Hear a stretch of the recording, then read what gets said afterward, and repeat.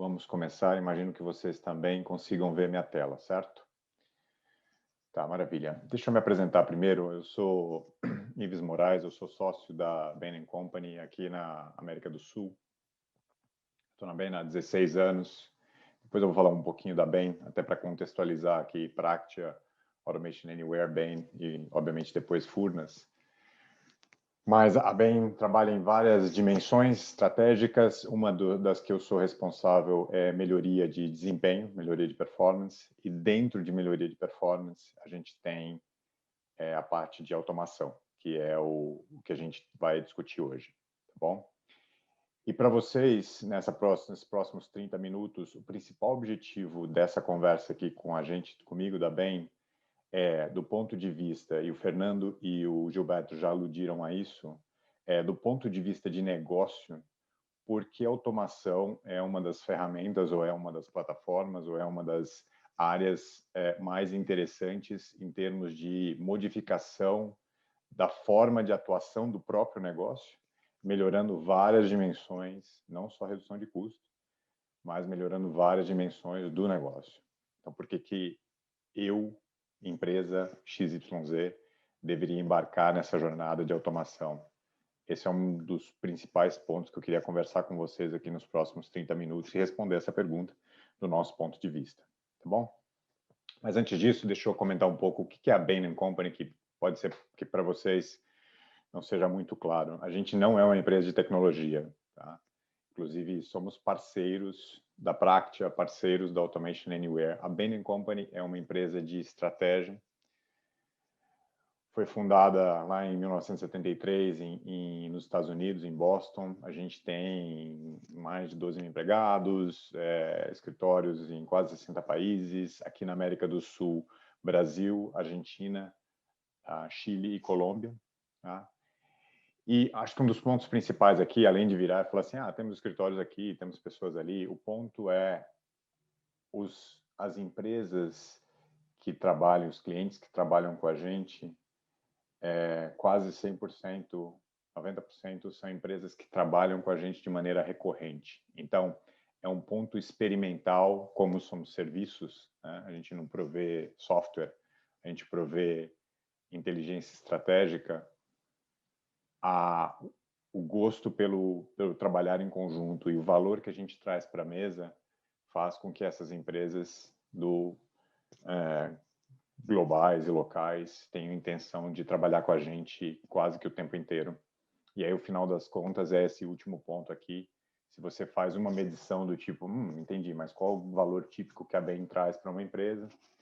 Se você mede o S&P 500, tipicamente os nossos clientes superam o S&P em 4-1. Se a pergunta mas é só a Bain que faz isso aqui sair de 1 para 4? Não é verdade. Então, já tem que ter um mindset do cliente, já tem que ter um movimento de melhoria contínua, tanto no top line de receita, quanto no bottom line, que inclui custos também o tempo inteiro. Tá bom? Mas chega de falar de mim, chega de falar da Bain. Vamos falar do objetivo nosso aqui, que é falar de automação e por que faz sentido, e a gente advoga bastante forte das empresas de maneira bem forte incluírem isso no portfólio de investimentos, seja no curto prazo, seja no médio e longo prazo. Então, vou falar rapidamente do que a gente sempre monitora o mercado. Gilberto compartilhou alguns números com vocês e o Fernando também, mas a gente vai olhar de novo do ponto de vista de negócio, o que está mudando com essa parte da pandemia e automação. Depois eu vou falar brevemente de por que a gente realmente acredita que a automação vai mudar o valor que a sua empresa ou as empresas entregam para o cliente final. E depois uma abordagem, que é a nossa abordagem, a abordagem da Bain, mas sinceramente, se eu não trabalhasse na Bain, trabalhasse em empresas XYZ, eu teria essa abordagem para a jornada de transformação. Então, vou fazer ela um pouco mais neutra e menos com o chapéu da Bain aqui, tá bom? Então, alguns números de maneira super rápida sobre o impacto da pandemia. É o seguinte, a Bain sempre faz pesquisas, trabalha com os clientes, potenciais clientes. Isso aqui foi feito no ano passado com mais de 500 clientes e um dos principais pontos é quais ações que você pretende fazer nessa transição de volta para o trabalho. E acho que um dos pontos principais, se vocês olharem aqui, além da parte de reconfigurar a parte do trabalho físico, fazer a parte remota ser mais permanente, por aí vai, um dos primeiros pontos está lá, acelerar a automação da minha empresa, né? Outro ponto importantíssimo que vocês vão ouvir eu falando ao longo dos próximos minutos, é que no começo, se vocês olham aqui da esquerda para a direita, antes do Covid, era muito a parte de redução de custo, certo? Então, por que eu vou entrar em automação? Puxa, porque eu coloco um bot lá, eu posso substituir, dependendo do número de turnos, eu posso substituir uma, duas, três pessoas e depois o business case funciona. Isso é meio óbvio. Mas à medida que a gente entrou nessa parte de pandemia, olha aqui do lado direito, onde você tem uma melhoria de business continuity ou resiliência do próprio negócio, porque justamente eu dependo de menos pessoas. Meu negócio consegue correr remotamente de maneira automática. Além do que, eu consigo ter um risco menor por conta de parada no negócio, por razões também óbvias. Então, vocês podem ver que aqui ficou um pouco mais diluído não só as funcionalidades, mas as benesses, os benefícios de ter automação aqui na minha empresa. E aí acho que o último ponto é assim, a gente sempre advoga que líderes devem estar mudando, líderes empresariais, empresas que estão realmente na frente dos competidores devem estar buscando esse edge. E aqui a automação é um dos edges assim, mais importantes que a gente vê no momento. E a gente consegue ver aqui da esquerda para a direita que os líderes não só usam automação, mas estão se programando para cada vez investir mais em automação. Sem querer usar tantos anglicismos, mas é o típico double down aqui nessa aposta de automação. E a gente vê muito isso. Nos últimos 12 meses, devo ter conversado com mais de, sei lá, 40, 50 clientes e potenciais clientes, e todos informam que querem aumentar o investimento em automação. Tá bom? Então, isso aqui é só um pano de fundo para a gente olhar e virar e falar assim, olha, talvez foram palavras usadas pelo Fernando, não lembro de ter automação tão hot topic quanto é agora, ou pelo menos nos últimos meses. E, sinceramente, acho que a segunda mensagem é: se eu quero ser um competidor que tem um diferencial no meu mercado e vou ganhar com isso, se eu fosse um CEO de uma empresa, eu estaria fortemente olhando investir em automação. E automação não de maneira pontual, mas de maneira abrangente para a empresa como um todo. E depois a gente vai ver por que a gente acredita nisso e não em áreas separadas. Vou falar um pouquinho do valor de automação. Aqui tem algumas coisas um pouco mais básicas, mas eu queria passar por elas, porque é realmente o que eu acredito, que a Bain acredita, e nos projetos que a gente trabalha junto com Practia e com Automation Anywhere, é o que a gente implementa em conjunto. Tá? Então, comentei de alguns dos benefícios. Se a gente olha aqui no canto superior esquerdo, a gente tem lower costs, mas tem todos os outros aqui. Eu trabalho, vou citar, além de melhoria de desempenho e qualidade, você tem aumento de receita. Você pode ter um NPS, que é uma medição que a gente faz, que é Net Promoter Score, que é como o meu cliente me percebe de maneira positiva ou mesmo negativa. Então, eu tenho esse incremento, não é só a parte de custos, eu tenho essa melhoria de relacionamento do cliente, eu tenho uma responsividade muito maior aqui no canto inferior esquerdo. Eu tenho muito mais dados no meu portfólio, dados acurados, certos, para tomar a decisão. Se eu vou tomar a decisão certa ou não, isso cabe a mim, mas que eu tenho muito mais dados para fazer essa gestão, eu tenho. E no final das contas, eu tenho também uma mitigação de risco pelo trabalho ser, obviamente, automatizado e não ser manual. Então, é um portfólio de coisas aqui que funcionam, mas, obviamente, depois, quando a gente vai construir o business case para falar assim, puxa, isso aqui se paga ou não, eu tenho que incluir a parte de custos, com certeza. Tá bom? Então, isso aqui, ao longo dos anos que a Bain trabalha de maneira estratégica com automação, a gente acumulou experiência suficiente para olhar e falar assim, do ponto de vista, do ponto de partida que uma empresa começa, e pode começar do zero, pode começar dos 5%, 10% de processos automatizados, onde tipicamente você tem mais ganho e onde tipicamente eu almejaria chegar em termos de sofisticação ou automação em um período de 1 a 2 anos. Gilberto comentou, tiveram algumas perguntas do tipo, quanto tempo leva, qual é o projeto, como é que funciona e por aí vai. Nada é feito em 2 ou 3 meses. De maneira abrangente, não. Você pode fazer alguma coisa pontual aqui e ali, mas um programa mesmo de transformação digital, transformação em automação, a gente está falando de mais de 12 meses, 18 meses, 24 meses. É óbvio que isso aqui precisa fatorar junto com o payback. E aqui eu estou mostrando tipicamente onde você tem as áreas que a gente olha e fala, puxa, isso aqui realmente a gente pode dar um salto de qualidade em termos de automação, seja em RH, seja em operações, seja em compras, supply chain, finanças. E aqui é um mix de processos, eu vou mostrar para vocês. Dentro de cada uma delas é um mix de processos que são velhos conhecidos, como o Fernando falou, você tem contas a pagar, contas a receber, a gente sabe que isso aqui é automatizado. Mas a gente entra muito no detalhe para entender para cada organização, para cada corporação, onde realmente vai ter o maior valor em automatizar qual tipo de processo. E se aquele processo deveria ser automatizado ou não. Que essa é uma pergunta que deveria vir antes de você realmente fazer qualquer implantação de qualquer tipo de bot. Se realmente faz sentido você automatizar ou não. E aí, na parte do valor ainda de automação, queria colocar o que a gente enxerga no mercado, que são erros principais se eu vou entrar num programa de automação. Tem 10 aqui, eu vou listar, vou chamar atenção para 3, que eu estou acostumado a ver bastante. Um é essa parte de visão de automação abrangente, ou seja, onde que eu quero ir com esse programa? Tem uma área aqui de investimentos que quer fazer um bot para fazer isso aqui, isso tá, beleza, mas isso aqui vai me levar aonde? Daquela área em si, pode até ser, mas onde que eu quero que a minha empresa vá em relação à automação? Acho que essa é a principal pergunta que deve ser um norte aqui, né? E aí entra a parte de liderança, entra a parte de trazer, obviamente, TI tem que estar sempre em conjunto aqui, acho que foi o Gilberto que colocou que normalmente não é uma liderança clara de TI aqui num processo disso, mas eles têm que estar sendo parceiros o tempo inteiro. De novo, isso aqui é uma demanda de negócio, é uma demanda de você fazer seu negócio de maneira mais eficiente.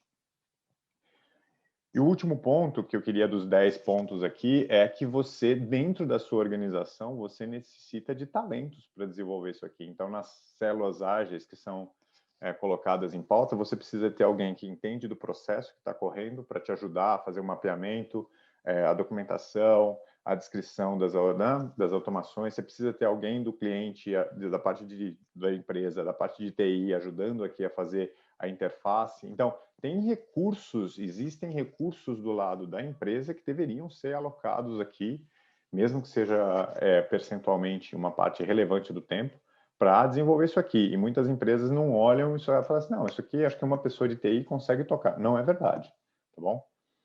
E aí a gente tem, antes de entrar na forma como a gente enxerga um programa assim, óbvio, todas as estruturas que a gente acha, fala, olha, antes de entrar num programa de automação, eu deveria ter todas essas estruturas aqui, passando pela governança, esse pipeline de oportunidades, como o Fernando e o Gilberto colocaram, a capacidade interna, a mudança. Esse change management, eu sempre quero sair da parte soft change management, que é a mudança cultural. É uma mudança cultural, porque, na verdade, eu vou ter um processo completamente novo ou modificado amplamente no seu conceito, no seu cerne, nos próximos dias, depois que eu implantar um bot ou uma automação. Então, as pessoas precisam também internalizar isso. E eu queria chamar a atenção aqui, principalmente para o lado direito desse quadro, que é a realização de valor num business case de automação. Então, eu, de novo, conheço várias empresas, grandes empresas, inclusive, que têm uma dificuldade razoável em trazer para o bottom line, para o resultado final, a realização de valor de um projeto de automação. Por quê? Porque inclui, obviamente, a substituição, em boa parte, de trabalho manual. Isso aqui são decisões que as áreas de negócio precisam fazer, substituindo o trabalho manual por automações. Então, não tem milagre. E a gente insiste que isso aqui é uma mudança cultural, é uma mudança de escopo de trabalho, porque mesmo o Gilberto colocou assim, puxa, eu vou perder meu emprego com isso? Pode ser que não, mas aí você vai ter que ser retreinado a fazer outra coisa. Ou você vai otimizar seu tempo fazendo outra coisa. Maravilha. Mas no conjunto da empresa como um todo, obviamente, o trabalho manual vai diminuir. Isso aqui não tem, é inexorável, não tem como fugir. Então, queria chamar a atenção aqui, porque grande parte dos projetos que a gente analisa, olha e vê acontecendo, essa parte de realização de valor é importantíssima para que isso se pague e faça sentido te engajar num programa de automação.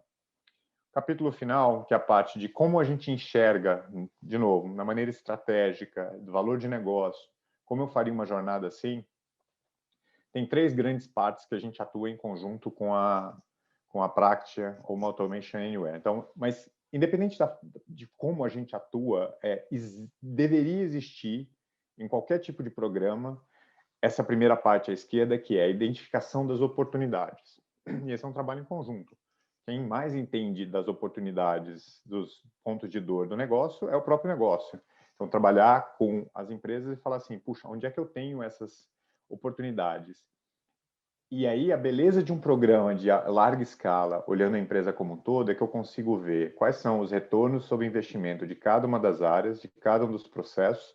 Eu consigo priorizar e eu consigo colocar isso aqui num tempo ao longo do projeto, seja ele 12, 18 e 24 meses. Então, ao invés de estar brigando no sentido de, ao invés de estar tentando validar um programa que vai me economizar, sei lá, 20 mil reais, 30 mil reais, porque eu estou, sei lá, substituindo parte de um tempo de uma pessoa por isso, eu estou falando de programa de milhões de reais, onde eu olho para a empresa como um todo e falo, puxa, faz sentido? Aí o jogo é outro. Aí a gente vai sempre no C-Level e fala, olha, isso aqui é um programa de, sei lá, 5, 10, 15, 30, 40 milhões de reais anuais, os quais a gente tem por volta de, não sei, 50, 60 processos para serem automatizados. É óbvio que a gente vai começando aos pouquinhos, com pilotos e por aí vai, mas essa visão completa do programa é um dos principais pontos da nossa forma, quando digo nossa, da Bain & Company, de pensar em como fazer uma jornada bem sucedida.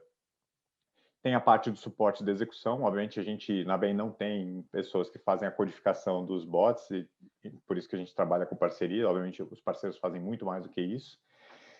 E do outro lado, eu queria chamar a atenção também aqui para o lado mais à direita do quadro, que é essa parte do trazer as capacidades não só de gestão do parque de automação, mas também de entender qual é o valor de melhorar os processos com a visão de automação do lado direito. Isso aqui, traduzindo tudo que eu falei, é o COE que o Gilberto comentou. Então, a gente também acredita piamente que toda empresa deveria ter um Center of Excellence focado nessa melhoria contínua, nessa melhoria de processos com foco em tecnologia, com foco em automação, porque tem amplo espaço para para as empresas fazerem isso, tá bom? E depois a função, claro, o escopo do COE pode ir mudando, como o Gilberto colocou, um COE um pouco mais tático, depois um COE... Não importa, o que importa é que essa inteligência tem que ser construída dentro da empresa.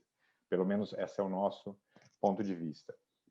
Como a gente pensaria um programa assim, independente se você usa bem, não usa bem, mas um programa assim, de novo, é dividido nessas partes. Você tem um ponto inicial, que é aqui do lado esquerdo, que a gente está chamando Size of the Opportunity, que é justamente o ponto também que o Fernando e o Gilberto aludiram. Ou seja, me mostra, em pouco espaço de tempo, qual é a expectativa de vocês, de onde a gente vai com esse programa de automação na minha empresa. E depois a gente divide, pelo menos aqui, em 2 grandes partes. A parte do meio, que são as automações mais padronizadas, como o Fernando mesmo colocou. Tem automações, principalmente dependendo do estágio da empresa, se está muito no começo, tem automações que são relativamente óbvias.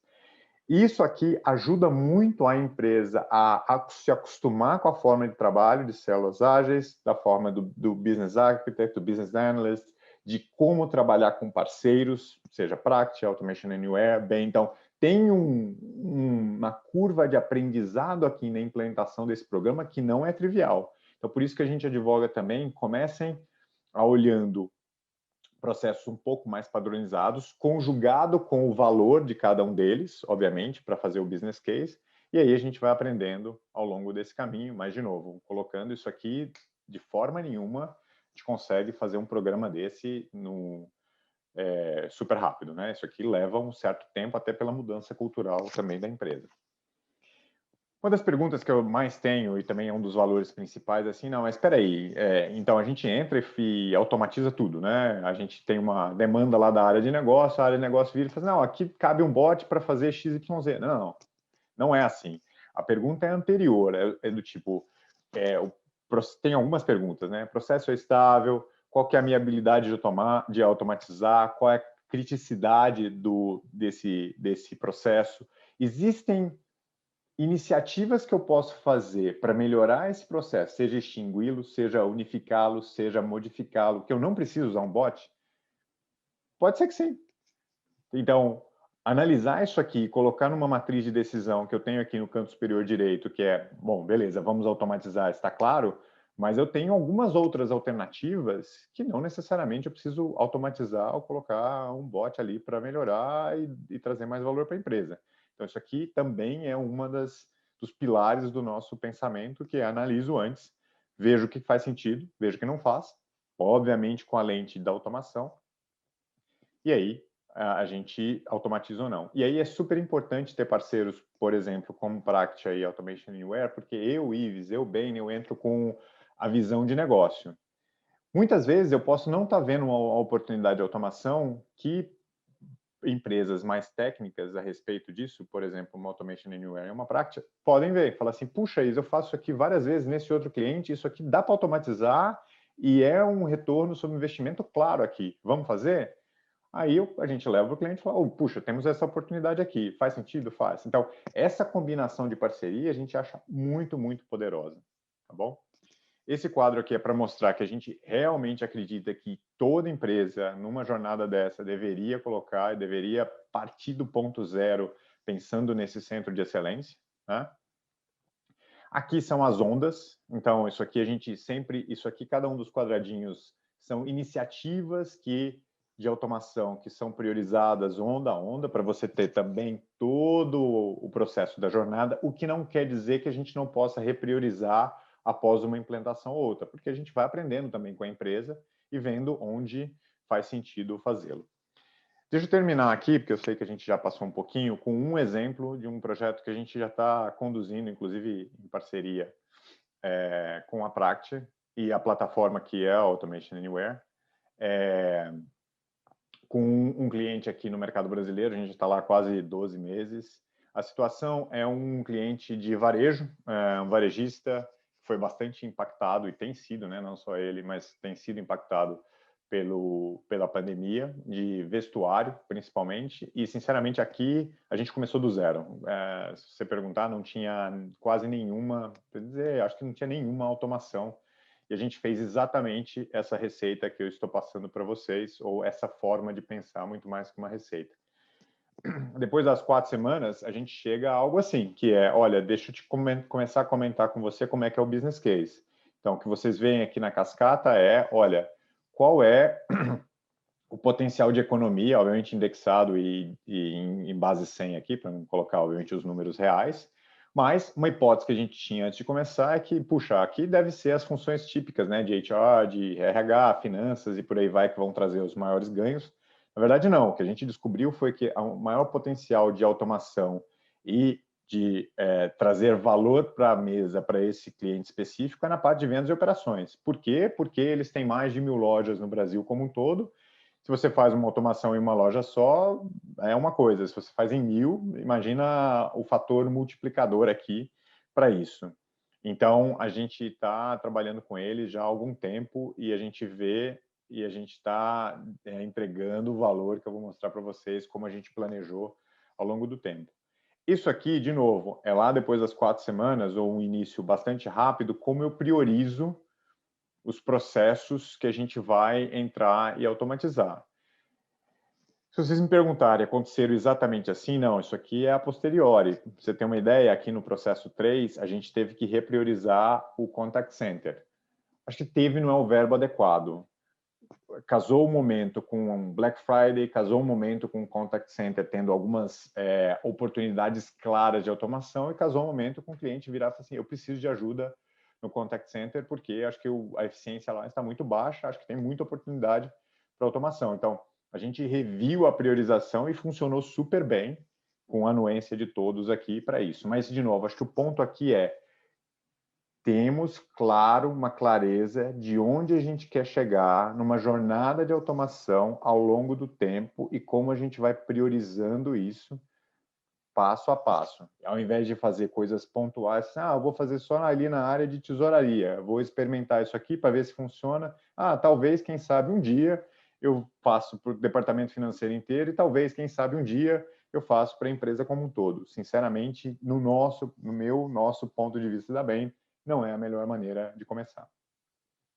Isso aqui é o que a gente planejou lá, isso aqui é um business case no final das contas, essa curva, assim, a curva mais escura é a curva de captura em reais, em valor monetário, a curva cinza é a número de implantações de robozinhos, de bots, e aí vocês veem abaixo, isso que é só um exemplo, né, de um cliente que é onde a gente está implantou o Center of Excellence, e aí para cada uma das funções aqui que você tem engenheiro de infraestrutura, desenvolvedor, suporte de TI, então isso aqui vira uma área bastante importante, nevrálgica, inclusive o CEO dessa empresa quer que o COE seja um pouco mais estratégico que isso, olhando não só automação, mas também outras áreas para ajudar a empresa e tendo metas de business case ao longo do ano. Então, se vocês me perguntarem, uma das perguntas que essa curva aqui está sendo cumprida, mas eu só queria enfatizar que essa curva aqui tem 18 meses, né? Mas vocês podem ver que boa parte do programa é atingido depois de 12 meses de trabalho. Último quadro, para a gente não estourar muito aqui, só relembrando três, acho que, princípios vitais de como a gente pensa no valor de automação e como trazer esse valor para a mesa. Primeiro aqui do lado esquerdo isso aqui 100% atrelado à estratégia da empresa. Com uma transformação digital como um todo e sendo liderada, capitaneada e tendo visibilidade ali com o time líder da empresa. Estou falando C-level mesmo.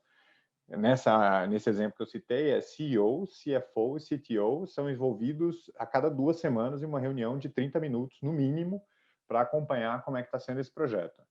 Ponto do meio é identificar claramente, priorizar as automações, mas que seja um projeto abrangente com escopo em larga escala.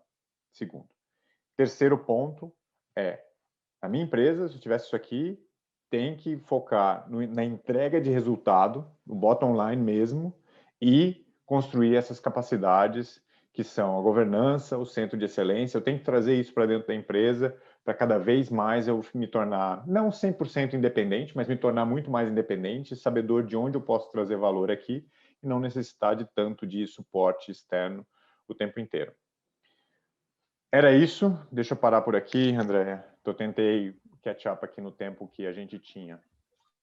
Eu tenho uma pergunta aqui para você, Ives. Como que você vê o Brasil no cenário global de RPA? A gente está bem incipiente ainda. No global é assim, eu vou separar, acho que, deixa eu mudar um pouco, com todo respeito, deixa eu mudar um pouquinho a pergunta. Versus países mais sofisticados, que estão mais na frente de RPA, o Brasil tá longe. Tem poucas empresas com programas dessa natureza que eu coloquei para vocês, programas em larga escala, com implantações de 50, 80, mais de uma centena de bots, são poucas. Você conta nos dedos, mesmo grandes empresas. E não é só isso. Essa parte de realização de valor mesmo no business case, no return on investment, essa mentalidade ainda é bem incipiente. Então, por mais que esse seja um assunto quente do momento e várias empresas, vários líderes, obviamente você tem vários líderes no mercado, se pega o mercado financeiro, por exemplo, no Brasil, é super avançado. Isso aqui a gente tem, mas se você olha no mercado como um todo, eu considero que ainda a gente está numa parte inicial da curva. Pouquíssimos clientes, pouquíssimos que eu conversei até agora têm um COE, para você ter uma ideia, para vocês terem uma ideia de automação. Então, acho que a gente tem passos largos para catch up aí nos próximos 2 ou 3 anos. Não sei dizer nos próximos 20 anos, como o Fernando colocou, mas eu acho que a gente tem um dever de casa como negócios que não são, né, native digital, que tem muitos legados, que tem muitas oportunidades de automação e de melhoria de resultados. Eu acho que a gente precisa pensar em investir nisso para catch up minimamente nos próximos 2 ou 3 anos. Acho que é isso, André. Legal. Uma última pergunta, só para a gente não se estender tanto. Quem é tipicamente o responsável pela iniciativa de RPA? É TI ou financeiro?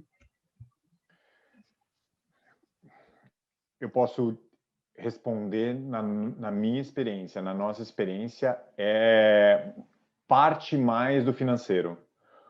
Por quê? Porque o TI é um enabler, é uma área que vai fazer isso aqui acontecer, mas o financeiro que está olhando e fazendo a pergunta, não só o financeiro, né? O CEO e finanças também, mas principalmente finanças, que é como eu torno a minha empresa mais eficiente e consigo trazer mais receita, consigo trazer mais lucro com menos.